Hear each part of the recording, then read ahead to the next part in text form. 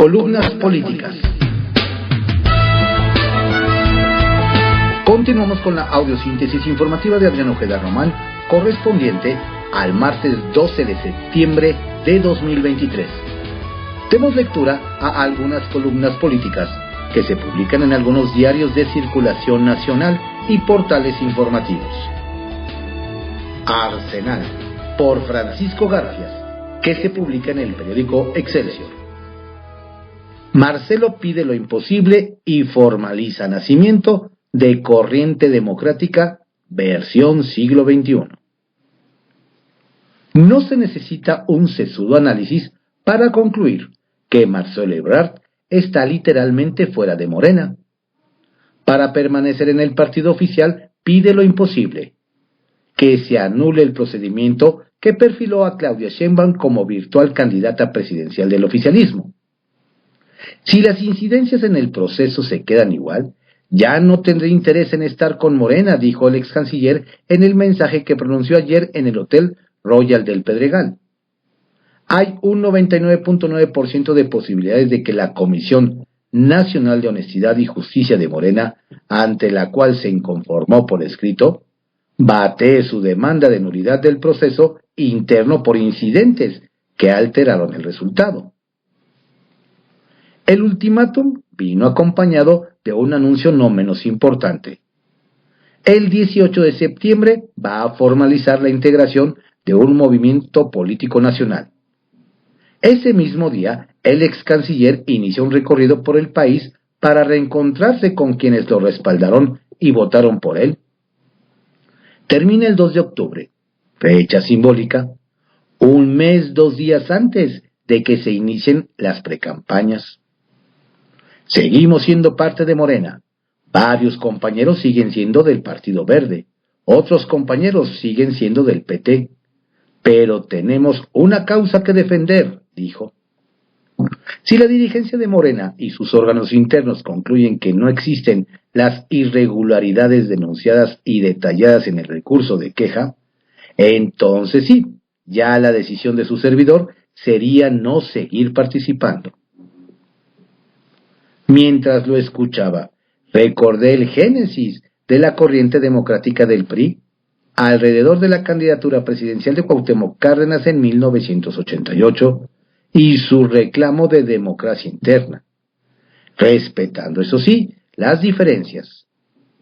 La marcha de las 100 horas, las movilizaciones a escala nacional que terminaron con la ruptura de ese grupo con el PRI, la formación del Frente Democrático Nacional, PARM, PPS, Partido del Frente Cardenista, la declinación del candidato presidencial del partido del PMS, Eberto Castillo, la formación del Frente Democrático Nacional y el posterior nacimiento del PRD. Marcelo ha querido apelar a lo que no existe. No hay tal superioridad ética de Morena. El ex canciller se queja de que usaron los programas sociales para favorecer a Claudia. Los gobernadores y alcaldes se fueron a la cargada con ella. Llevaron a fuerza a los sindicalistas y otros acarreados a sus actos. No es exageración comparar a Morena con el PRI, con el viejo PRI. A los que dicen que es una pataleta porque Claudia ganó las encuestas, Marcelo les aclara: no es un arrebato, es un acuerdo político, una convicción. Al final de su mensaje, tuvo cuidado de señalar: le tengo inmenso cariño al presidente López Obrador. He sido su más largo colaborador. Jamás le haría yo un daño por razones políticas. Pero esto sí, lo tengo que decir porque a Morena le costó muchísimo trabajo organizarlo y hacerlo. No son pocos los analistas financieros que han mostrado preocupación por la ampliación del déficit fiscal a 4.9% en el paquete económico para 2024. Hay déficit fiscal cuando los ingresos recaudados por impuestos no alcanzan para cubrir el gasto público. Para financiar esas diferencias se recurre al aumento de impuestos o al endeudamiento. Le preguntamos a Alejandro Rodríguez, especialista en comunicación institucional en temas financieros, sobre las potenciales consecuencias de llevar el citado déficit a ese nivel. Es una locura. Es el mayor déficit fiscal en décadas. Fue el causante de muchas de nuestras desgracias pasadas. Se había logrado contener y corregir hasta llevarlo a 0% en 2007. Luego de mantenerlo en un nivel manejable de entre 2 y 3% entre el 2009 y 2018, hoy, luego de 5 años que han prometido responsabilidad fiscal, lo han llevado a casi 5%. ¿Y cómo se financia ese déficit? Con más deuda, a pesar de que lo nieguen en el gobierno. Aunque se mantiene en niveles manejables con respecto al PIB, menos del 50% como porcentaje del Producto Nacional, el déficit hace que el próximo gobierno reciba unas finanzas con graves presiones fiscales que harán impostergable una verdadera reforma fiscal. Más impuestos para corregir el déficit. En el Inter hay un riesgo adicional a la calificación de la deuda soberana de México.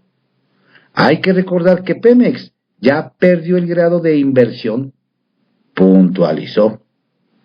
La calificadora Moody's alertó sobre el déficit fiscal récord. El paquete económico 2024 de México denota la intención del gobierno de aceptar un déficit fiscal elevado, en parte como consecuencia del aumento del gasto destinado a proyectos prioritarios. Los recurrentes apoyos financieros a Pemex, el incremento de las pensiones, la creciente inversión en proyectos emblemáticos y mayores pagos de interés le restarán espacio fiscal a este gobierno y al que lo suceda. Estrictamente personal, por Raimundo Riva Palacio, que se publica en el periódico El Financiero. El ultimátum de Marcelo. Marcelo Ebrard no se fue ayer de Morena para jugar políticamente por la libre contra el presidente Andrés Manuel López Obrador y la eventual candidata presidencial Claudia Sheinbaum, pero está en el umbral de hacerlo. Este lunes subió la presión sobre todo al aparato gobernante al advertir que si no se resuelve a su favor la Comisión Nacional de Honestidad y Justicia del partido su impugnación al proceso del que emergió Sheinbaum como eventual candidata presidencial, se irá del instituto político. Una vez más, Ebrard le arrebató a López Obrador la iniciativa y arrinconó a su rival, a sabiendas de que a su permanencia en Morena le quedan unos cuantos días de vida. Ebrard lo sabe desde 1 de septiembre, cuando pidió una cita con López Obrador para mostrarle las irregularidades que documentó sobre el proceso. El presidente nunca lo recibió, lo que debió haber anticipado el ex canciller, porque desde principios de agosto, cuando López Obrador habló con él a propósito del asesinato de su operador financiero en Guerrero, José Guadalupe Fuentes, ya no volvió a tener comunicación con su ex colaborador. A diferencia del trato con Sheinbaum y el propio Adán Augusto López, el tabasqueño, caído en desgracia en Palacio Nacional, a Ebrard lo mandó a la congeladora. La decisión que tomó Ebrard después de ver que la puerta del despacho presidencial se le había cerrado en definitiva, no fue de moderación y recorte de pérdidas, sino de elevar el costo de los resultados y reventar el proceso. Por esa razón, sus representantes en la comisión de encuestas de Morena, Marta Delgado y Malú Micher, buscaron descarrilarlo desde el segundo día de haber iniciado, buscando la anulación del mayor número de secciones para alegar que no había existido representatividad, y provocaron un conflicto con la policía el día que se anunciaron los cómputos de las casas encuestadoras. No funcionó la estrategia mediática porque todas las casas encuestadoras coincidieron en los resultados, y estos estuvieron alineados a lo que todas las encuestas por más de un año de medir a Sheinbaum y Ebrard publicaron. La estrategia política que siguió Ebrard fue enmarcada en lo jurídico.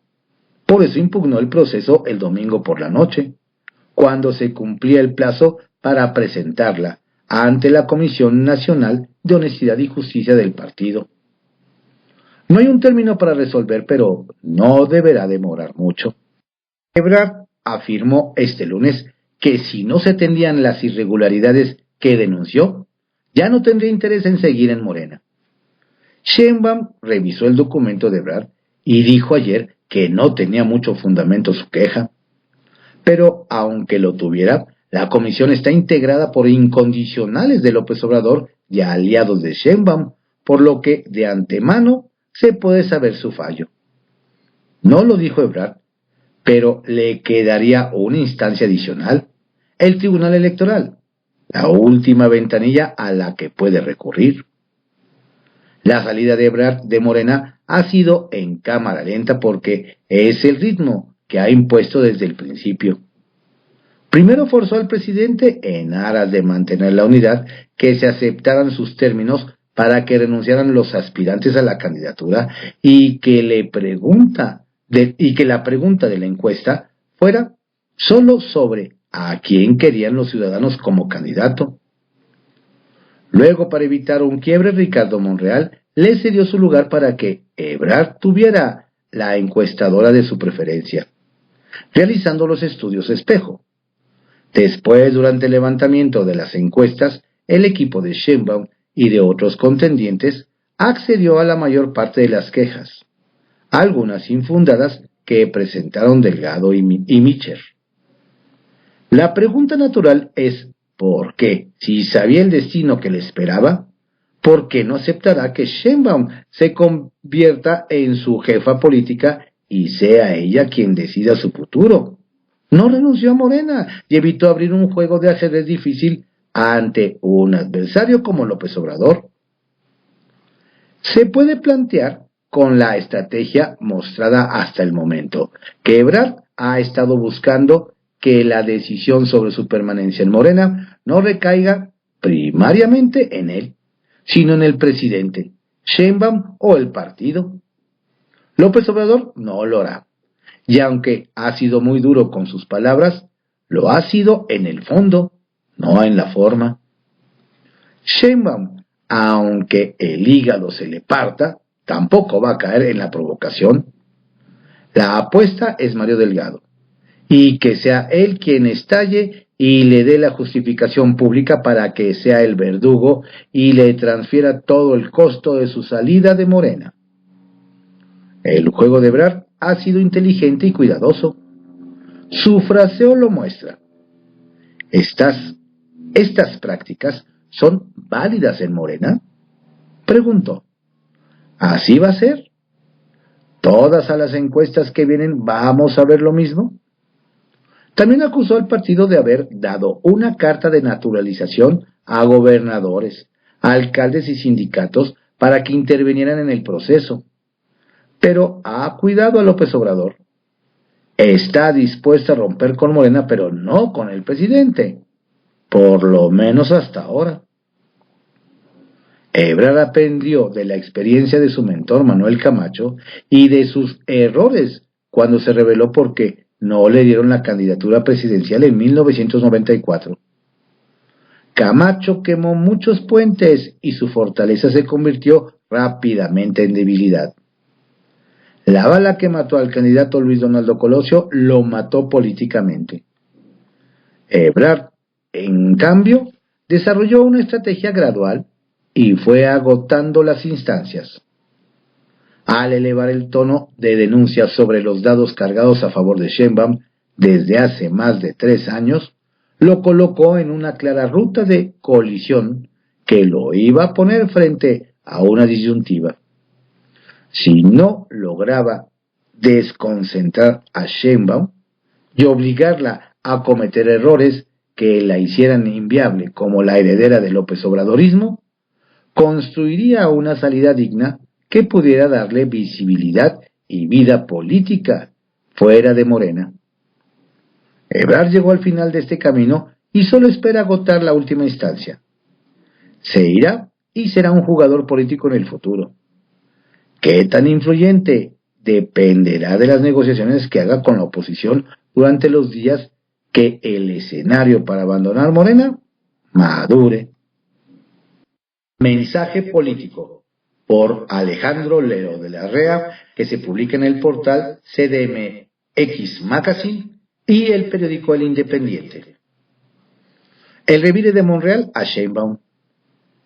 La licencia que solicitó Sandra Cuevas como alcaldesa de la Cuauhtémoc para supuestamente ir en busca de la candidatura de la oposición a la jefatura de gobierno de la Ciudad de México es un claro revire de Ricardo Monreal en contra de la decisión de Claudia Sheinbaum de apoyar a su ex jefe de la policía, Omar García Harfuch, para que vía Morena contienda por ese cargo.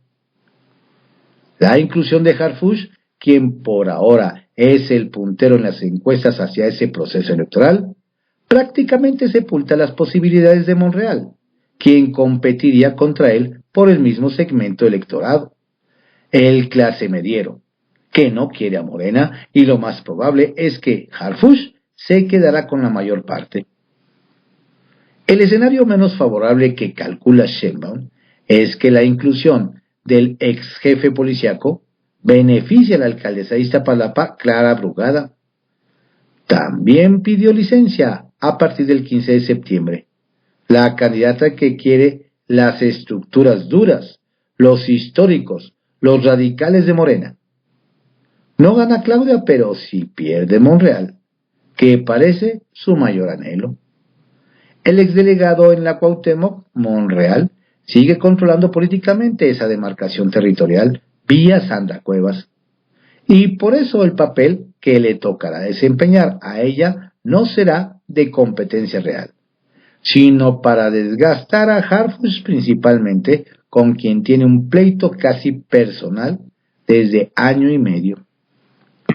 En febrero de 2022, 2 oficiales de la policía capitalina la acusaron de agresión física y verbal, por lo cual Cuevas enfrentó un proceso penal que al final se dirimió en un convenio de reparación del daño por parte de la alcaldesa, quien libró de la cárcel precisamente gracias al apoyo de Monreal, pero también de sus colegas de la Unión de Alcaldes de la Ciudad de México, destacadamente Santiago Taboada y Lía Limón de Benito Juárez y Álvaro Obregón respectivamente.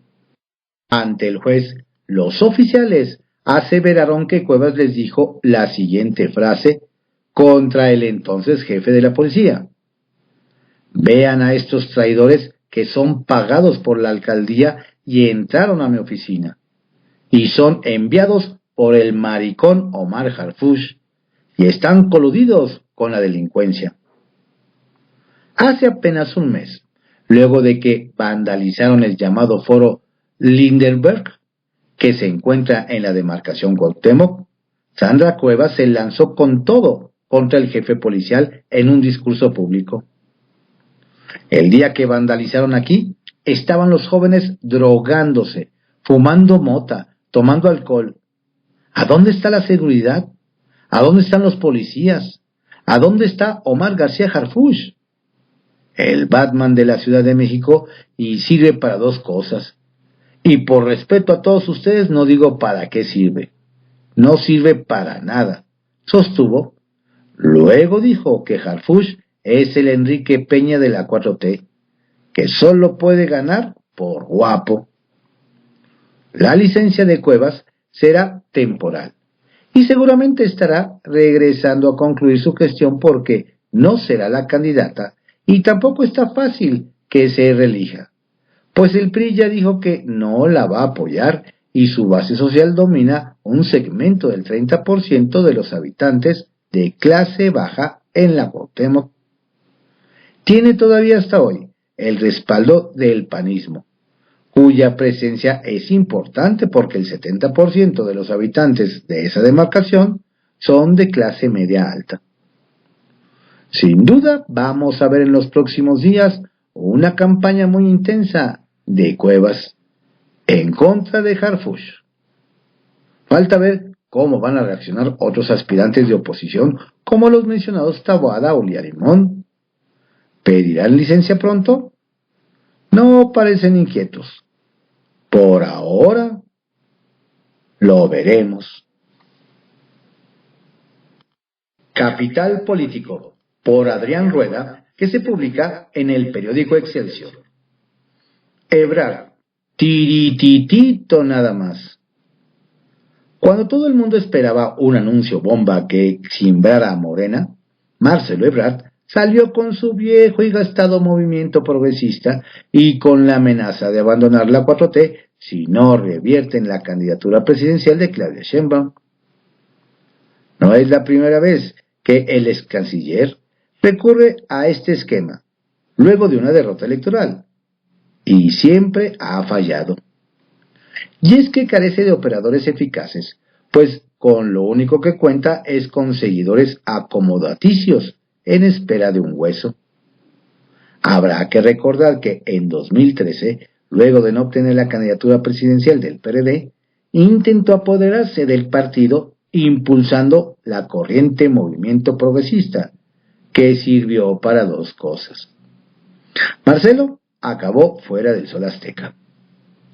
Ya en octubre del año pasado, lo que quedaba de ese movimiento creado originalmente para impulsar a Andrés Manuel López Obrador a la jefatura de gobierno, se había pronunciado por el ex canciller.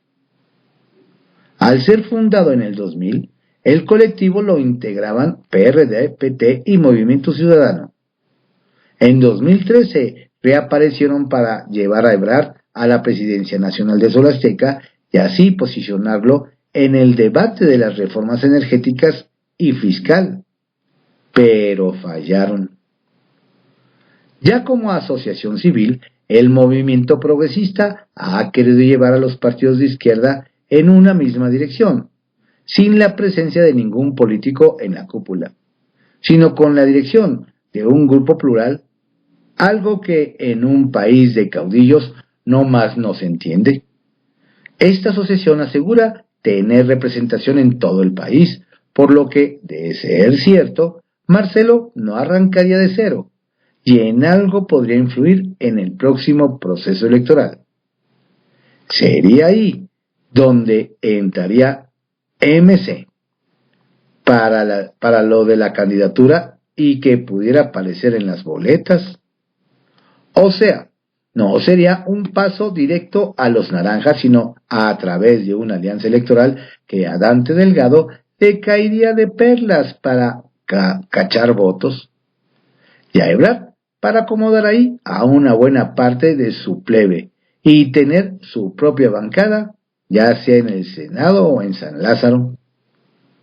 La organización ya se había reunido con Marcelo y su esposa Rosalinda Bueso, quienes incluso les tomaron protesta de manera honoraria a los representantes de los comités.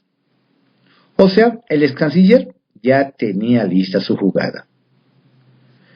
Y a lo mejor le sale bien a él y a Dante, pero en vía de mientras, y conociendo los antecedentes, no deja de ser un tirititito nada más, o como dicen en béisbol, un podridito por segunda. Centavitos. Más que nenuco, Julio César Moreno parecía Chucky el jueves pasado, luego del desprecio de que fue objeto durante el acto de agradecimiento de Sheinbaum por apoyo de diputados y senadores en el World Trade Center. El nenuco estaba entre la pelusa. La polémica, por Daniel Camargo Hernández, que se publica en el portal Cuestión de Polémica. Alcaldesa regala licencia a casino. La presidenta municipal de Naucalpan, la panista Angélica Moya Marín, se adjudica poderes que no tiene, pero que todo indica resultan una valiosa oportunidad para hacerse llegar de buenos recursos económicos. Resulta que la alcaldesa naucalpense otorgó licencia de funcionamiento PM, diagonal 543, diagonal 2 bis 2022, con fecha de 8 de junio del 2022, para la venta de vinos y licores en una casa de apuestas con razón social Jubilé, la cual se ubica en el Boulevard Manuel Ávila Camacho, esquina con Jardines de San Mateo, número 8, de la colonia Santa Cruz, Acatlán. Qué bueno que la presidenta municipal panista de Naucalpan fomenta la inversión productiva en su localidad, pues esta se traduce en empleos y desarrollo. Sin embargo, el problema es que la alcaldesa no debía haber entregado una licencia a una casa de apuestas que, me aseguran, no cuenta con la concesión federal para operar. De acuerdo a la ley, las facultades para la otorgación de permisos de esta índole solo competen al ámbito federal, y la única instancia facultada para autorizar una empresa de ese tipo es la Dirección de Juegos y Sorteos, que depende de la Secretaría de Gobernación Federal, por lo que la licencia municipal no tiene razón de ser.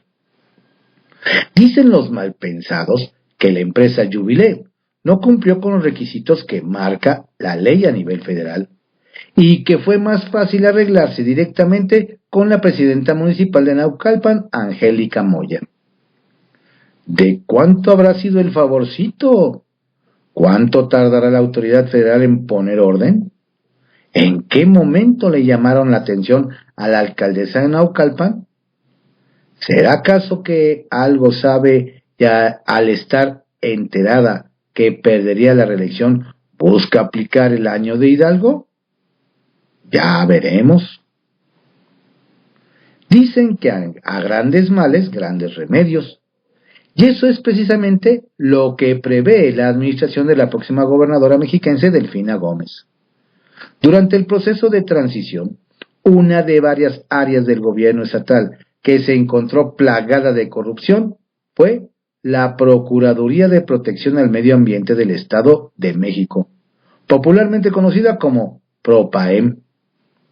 Cintia Aurora Pérez Tirado, titular de la PROPAEM en la administración saliente, convirtió a esa dependencia en algo así como Alibaba y los 40 ladrones, aseguran quienes serán parte del próximo gobierno. Los empresarios principales víctimas de los verificadores de la PROPAEM y de su titular aseguran que prácticamente pagaban derecho de piso para operar porque nadie aprobaba una verificación real de esa institución, ya que su personal es ampliamente capaz de inventar cualquier cosa para aplicar multas millonarias a quien no entraba al juego de la mordida.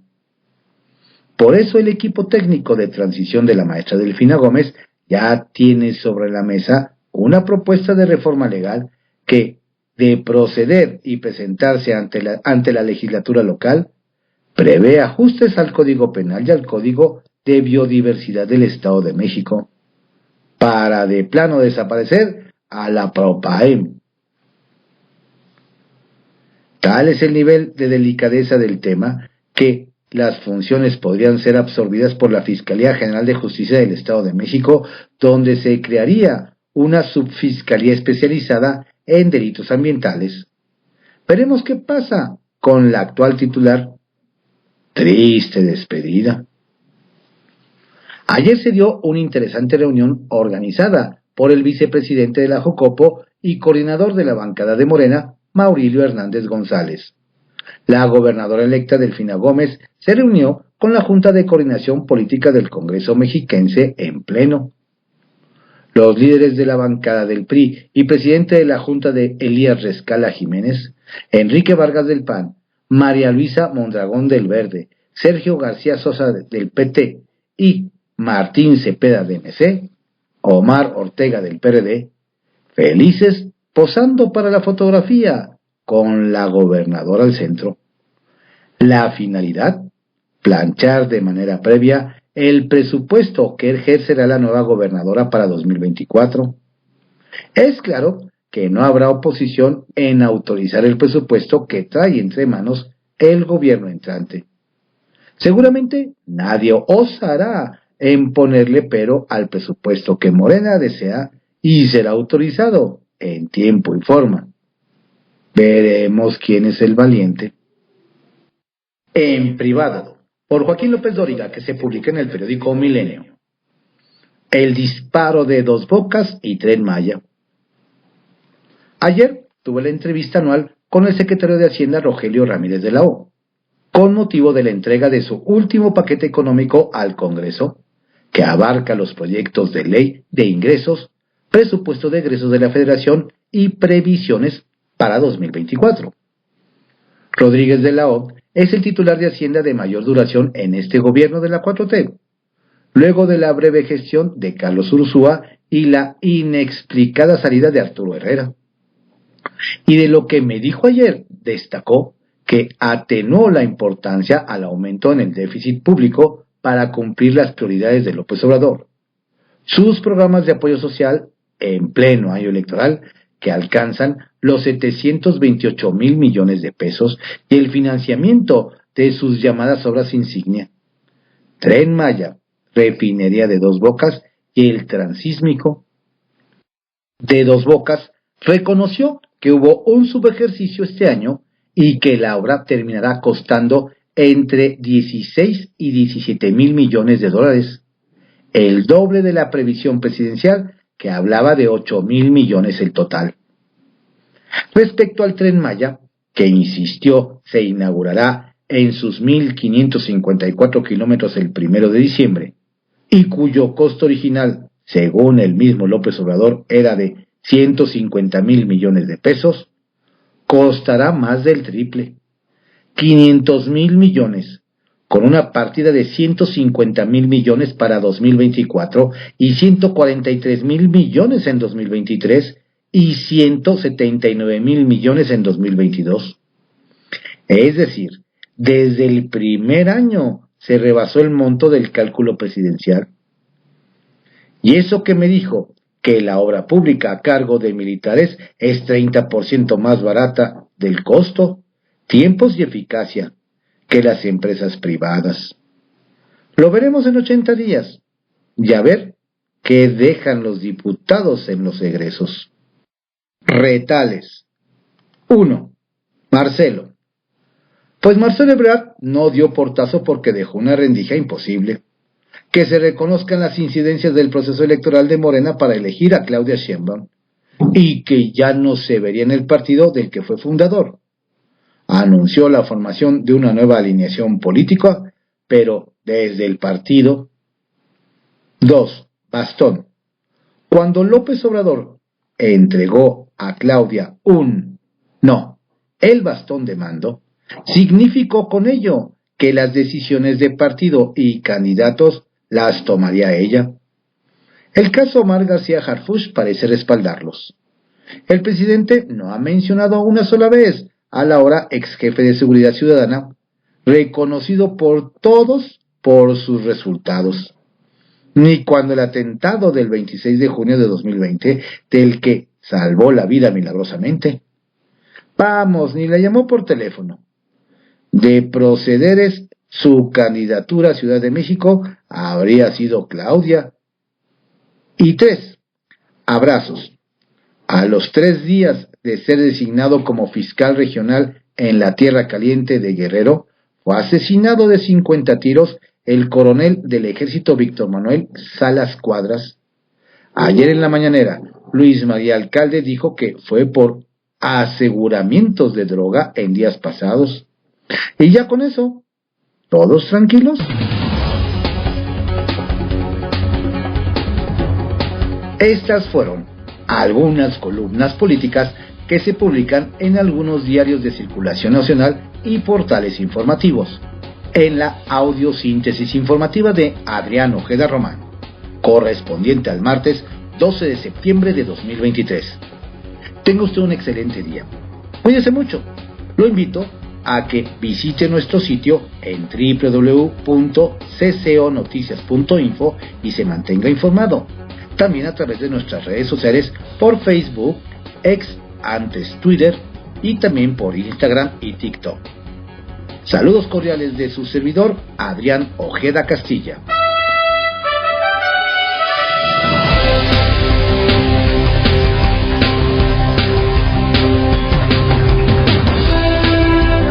La audiosíntesis informativa fue creada por Adrián Ojeda Román en 1971 y actualmente es producida por Corporación Comunicativa Ojeda.